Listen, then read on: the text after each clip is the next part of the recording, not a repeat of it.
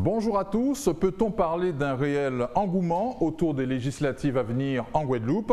Allons-nous battre ici le record du nombre de candidats engagés? Le sortant Max Mathiazin est-il en danger dans la 3e circonscription?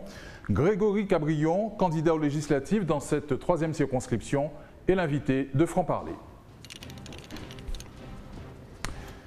Grégory Cabrion, bonjour. Bonjour Thierry Fendéré, bonjour à la Guadeloupe. Après avoir été aux côtés du sortant, Max Mathiazin, en 2017, et contribué à votre mesure, à sa victoire, vous voilà à présent son adversaire. C'est aussi ça la politique? C'est un peu résumé d'une manière simpliste. Je ne suis pas son adversaire je ne vais pas dire par rapport à 2017, puisque effectivement, vous savez, hein, j'étais candidat au municipal en 2020, je suis conseiller municipal à Pointe-Noire. Aujourd'hui, je suis porte-parole du collectif des élus de proximité, où nous nous sommes prononcés. Nous avons été d'ailleurs les premiers élus de la Guadeloupe à se prononcer sur la crise sociale et sanitaire du mois de novembre et décembre. Et à notre sens, il fallait que nous que nous participions au débat démocratique. Donc, c'est vrai qu'avec Max Mathiazin, j'ai cheminé en 2017, j'ai même cheminé avec lui sur sa liste régionale. Cependant, quand j'ai regardé, après quelques échanges avec lui, et puis j'ai même encore regardé son bilan des 16 pages qu'il a envoyé, je pense qu'on pourrait beaucoup mieux faire pour la Guadeloupe. Oui. Il ne s'agit aucunement d'une quelconque trahison, à vous entendre. Vous estimez tout simplement que certains élus devraient passer la main. Tout simplement, puisque non, on ne peut pas parler de trahison dans la mesure que je n'ai aucun engagement avec Max Mathiazin. Nous ne sommes dans aucun parti en commun, donc nous ne pouvons pas parler d'engagement ou de trahison. Simplement, aujourd'hui, on se rend bien compte que après les élections présidentielles, que la Guadeloupe attend de nouveaux élus, de nouvelles propositions, et que, force est de constater, et j'espère quand même que ce n'est pas cela, mais on peut dire que c'est peut-être aussi l'usure du pouvoir, parce que le député Mathiazin a quasiment le poids de mon âge en vie politique. Quel bilan faites-vous de l'action du sortant? En quoi Max Mathiazin n'a-t-il pas fait le job? Mais alors, le bilan, sur les 16 pages que j'ai regardées, je vais vous le dire très clairement, le bilan de Max Mathiazin aujourd'hui, c'est le bilan du président de la République, Emmanuel Macron. On a réchauffé, on a écrit avec ses propres mots, mais en regardant les 16 pages, c'est le bilan de la République en marche, des gouvernements successifs d'Emmanuel Macron. Aujourd'hui, la Guadeloupe a montré clairement que la politique du gouvernement Emmanuel Macron et de la première mandature n'est pas adaptée au territoire guadeloupéen. Donc, moi, forcé de cela, je qualifie le bilan de M. Mathiazin de pas suffisant pour la Guadeloupe. Et vous avez la capacité de faire mieux? Je ne sais pas si j'ai la capacité de faire mieux. Par contre, j'ai la volonté de faire mieux. Et c'est là où il y a une différence, parce qu'avec la volonté, on peut souvent faire des choses qu'on ne se pensait pas capable de faire. J'ai la volonté de faire mieux, et j'ai surtout la volonté de proposer de manière différente une nouvelle politique pour la Guadeloupe et les Guadeloupéens. Grégory Cabrion, avec quel programme? On entend beaucoup de promesses ces jours-ci. D'ailleurs, est-ce bien raisonnable et respectueux de l'électorat guadeloupéen?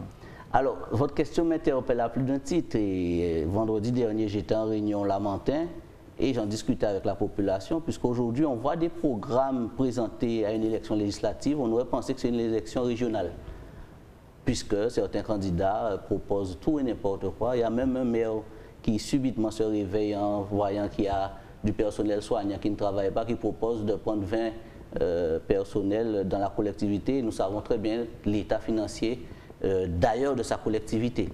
Mais juste pour vous, avant de parler de mon programme, le souci aujourd'hui en Guadeloupe et en France de manière générale, c'est que nous n'avons pas fait le bon choix au bon moment. Aujourd'hui, nous accusons le coup. Il suffit pour nous, il s'agit surtout pour nous, Guadeloupéens, de prendre les bonnes décisions et de renouveler cette classe politique. Quelles seront vos priorités? Je vous repose la question différemment. C'est ça. Alors, mes priorités, elles sont toutes simples. Moi, je suis déjà un socio-professionnel. Je suis chef d'entreprise dans le BTP depuis 2001. Donc, il va savoir fortement s'axer sur la protection de ces différents corps. Il va aussi, dans mon programme, falloir parler de vie chère. Alors, certains parlent beaucoup de vie chère, mais nous, on a une proposition qui est toute faite, puisque lorsqu'on propose à un peuple de juste augmenter le salaire, le SMIC par exemple à 1500 ou autre, ça ne règle pas le problème, parce que le boulanger qui va augmenter le SMIC, mais il doit répercuter cette augmentation quelque part. Ce sera sur le même pain qu'on achète qui va augmenter. Donc on va se trouver un peu comme la Suisse avec de gros salaires, mais aussi un gros train de vie. Il va falloir vraiment encadrer le coût de la vie en fait. Ça c'est une de nos priorités. Ensuite, il y a un élément fort qu'on doit porter dessus, c'est justement sur les sargasses, avoir une vraie politique, puisque j'ai entendu que l'État met 10 millions pour ramasser les sargasses, pour accompagner les collectivités déjà en difficulté. Moi je dis banco, ils peuvent mettre ces 10 millions, mais ces 10 millions, j'aurais préféré qu'ils les mettent en amont, donc ces 10 millions, ils les prennent et pour aller récupérer les sargasses en haute mer avant que ça puisse échouer, puisque aujourd'hui, je crains qu'on ait la même contamination que le chlordécone, puisque aujourd'hui on parle de la sargasse, la ramasser, mais personne ne parle de dédommagement causé ou les effets nocifs à long terme sur la population. Très bien. Et vous militerez, vous aussi, hein, comme c'est à la mode, pour la réintégration des personnels soignants? Mais ce n'est pas à la mode pour moi, M. Fendéré, puisque je vous l'ai dit, je suis le porte-parole du collectif des élus de proximité, et depuis le lancement de ce mouvement, nous l'avons toujours dit. Et nous avons même fait une conférence de presse commune où vous étiez invité avec le Parti communiste en disant que nous demandons la réintégration, mais nous demandons également d'indemniser ces gens. Donc non, ce n'est pas une nouveauté pour nous. Nous avons depuis le mois d'octobre. Ce sont les autres qui vous ont rejoint. Mais bien sûr. Et j'en veux pour preuve dans une émission radio où un journaliste interrogeait M. Toribio à l'époque, et le journaliste lui a dit oui, mais c'est à l'instar de ce que demande le collectif de proximité. Donc nous, il n'y a pas de, on ne se cache pas, on l'a toujours demandé, on a toujours porté ce soutien. Vous vous présentez devant les électeurs de la 3e circonscription avec quelle étiquette et où siégerez-vous si vous êtes élu? Alors, je n'ai pas d'étiquette de parti national. Je suis un Guadeloupéen, on a créé un mouvement qui s'appelle Génération Guadeloupéenne Démocratique Nouvelle, avec un sigle proprement guadeloupéen qui dit c'est le GGDN. Nous allons siéger, en tout cas moi, élu à l'Assemblée nationale, je vais siéger dans le groupe des ultramarins, le groupe des Outre-mer, qui sont en train de voir, parce qu'il faut réellement avoir un groupe des Outre-mer à l'Assemblée nationale. Ou au pire des cas, si ce groupe ne voit pas le jour, il y a un groupe qui existe aussi à l'Assemblée nationale qu'on appelle le groupe du régional. Donc moi, ça ne me crée aucun problème, parce que moi, je veux d'abord me situer pour les Guadeloupéens à cette Assemblée. Grégory Cabrion, quel genre d'élu, quel style d'élu refusez-vous d'incarner?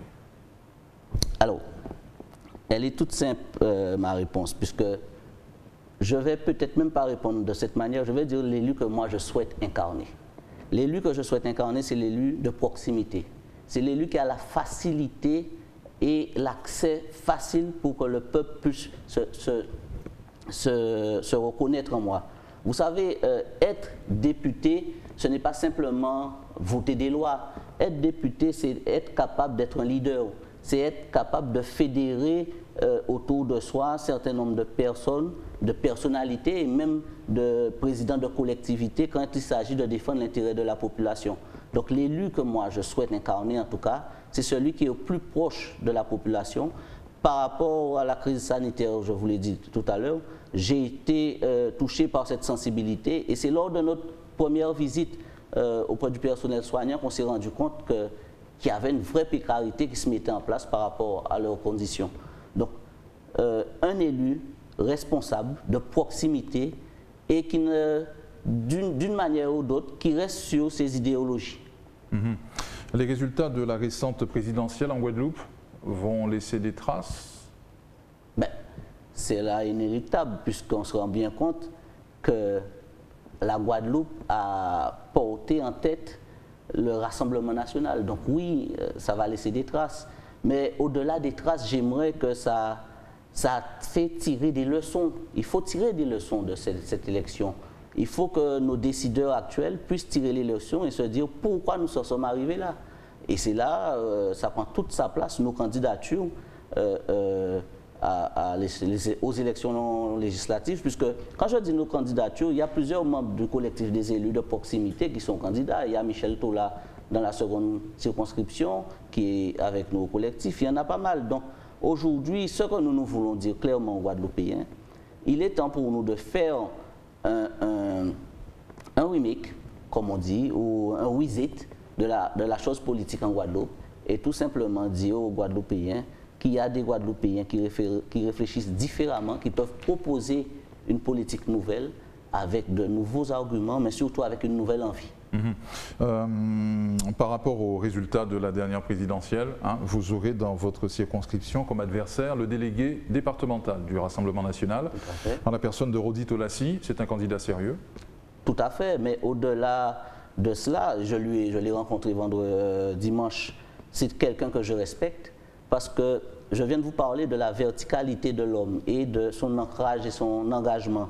Et cet homme, quand il a pris ce parti, il s'est fait vilipender. Même récemment, il a reçu des coups, tout le monde, de tous les sens. Aujourd'hui, tout le monde se bat pour être candidat ou avoir, comment ils disent, les investitures du parti. Mais c'est un gars que je respecte par rapport à son ancrage. Après, sincèrement, et je lui ai dit, c'est l'idéologie de son parti que moi je combats et que je combattrai jusqu'au bout. C'est un candidat comme tous les autres candidats, mais cela n'empêche qu'il n'aura pas suffisamment à convaincre plus que moi sur la volonté de défendre la 3e circonscription. Très bien. Vous êtes toujours porte-parole du collectif des élus de proximité? Tout à fait, oui. Rien de mieux que de faire partie des minorités pour s'épaissir en politique? Pas forcément, puisque si on regarde maintenant aujourd'hui, tout le monde se bat pour avoir des investitures de majorité ou autre. Non, pas forcément. Simplement, nous avons voulu, à l'image de l'association des maires, puisqu'on s'est rendu compte qu'une fois que nous sommes dans nos différentes assemblées en termes de minorité, on ne nous entendait pas. Donc on s'était dit, au courant du mois de septembre, il n'y avait pas encore la crise sociale, il faut qu'on fasse quelque chose pour que ce soit un problème sur Pointe-Noire ou à BIM, peu importe, que la minorité puisse parler d'une même voix. Voilà. Mais ce n'est pas une question de minorité ou autre, c'est une question de vouloir faire entendre la voix du peuple qui souffre. Très bien. Grégory Cabrion, merci d'avoir répondu à nos questions. Merci à vous, merci à la Guadeloupe. Merci à vous pour votre fidélité à Franc Parler. On se retrouve très vite sur votre chaîne locale.